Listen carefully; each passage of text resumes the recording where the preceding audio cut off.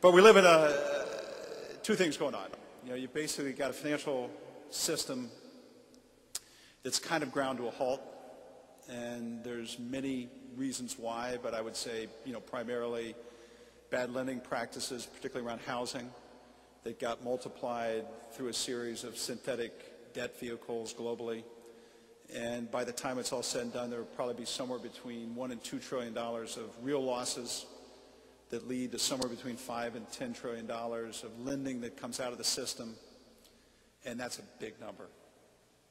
And so what you see is that the government, not just in the U.S. but around the world, is firing as many bullets as they can into this beast to try to get liquidity working again. It appears like they're having some success. I'd say this has been a reasonably good week. And my own philosophy is that the government almost always wins. You know, in the end, they have enough weapons at their disposal that it may not always be majestic, but in the end, they can do enough things to solve the problem in the near term. And I would say they'll win this one as well. The only question is how long it takes. And the idea is to try to get the financial system working well enough again before the real recession hits. And in some ways, it's a race against the clock. The economy clearly has slowed, and the third quarter will slow again in the fourth quarter. And we could be in store for a difficult economy in 2009. And so it's this merging of a credit crisis with an economic slowdown that everybody needs to be thinking about, and the government, I'd say, has been very proactive to work on that. There'll be books written 5 years, 10 years, 20 years from now about who was wrong and who did what and who made the mistakes, and I'll let other people judge that for today. You know, because I think if you're living in the middle of it the way I am, it's not about taking names in the short term. It's more about thinking through the company strategy, and where you need to go, and all that will be sorted out over time. And clearly, there was some massive human error, and that all needs to be fully vetted, and the responsible people need to be punished in some way, and I'll let others kind of speak to that.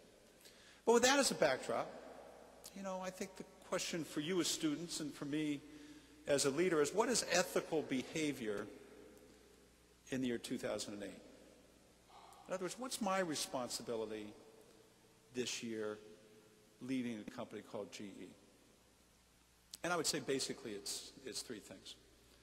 The first one is keep the company safe. You know, in other words, protect this entity called GE on behalf of our investors, and make sure that we go through this cycle and come out of it better than we went in.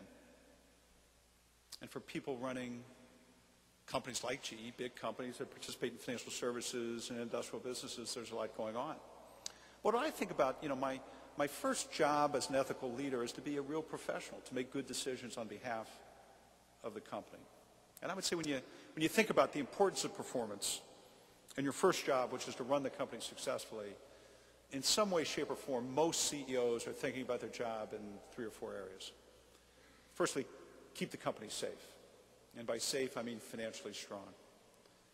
AAA rated balance sheet, generate lots of cash, keep cash in reserves, make sure your credit policies are tight, make sure that you're really running a company that can weather an economy that might even get worse, and think about where it goes. And so I'd say from day one, people have to be thinking about safety, strength, financial security as being a key metric. And that is incredibly important, especially today. So I think safety.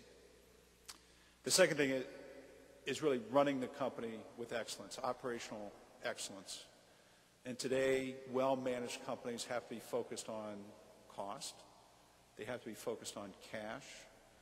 But I would say that, you know, whereas in good times, maybe operations sometimes didn't get as much focus, in times like this, everybody in the company has to be accountable and has to know exactly what they have to do. So safety, accountability. The third thing that's really important, I'd say exceptionally important today, is protect the future. You know, what's important for all of us today is that we have perspective.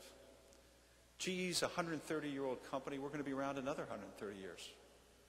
We've got to know that we're going to come through this cycle better than we went in. And for me, protecting the future essentially about GE is to make sure we continue to globalize, because we see our horizon increasingly as being a great global company. It's about protecting technology. We spend about $6 billion on research and development, and probably none of it is going to directly relate to fourth quarter earnings, or even some of it 2009 earnings. But now's the time to really be investing in technology. In 2001, we went through a brutal cycle in our commercial aviation business. But we invested $1 billion in research and development every year during that cycle and came out of it with higher market share than when we went in. So protecting technology. And it's also about going out and making sure you're still intersecting with customers, with services, and making sure that the key people that depend on you, namely your customers, aren't abandoned. So safety, accountability, a focus on the future.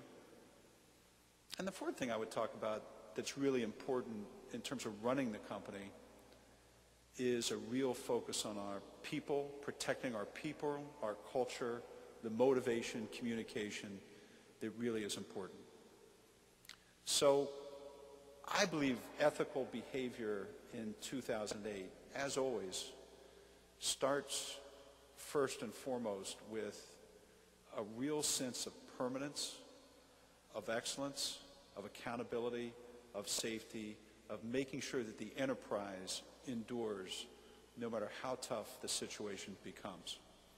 And as you do that, you have the luxury to do all the other things. You have the responsibility to do all the other things that come with corporate social responsibility.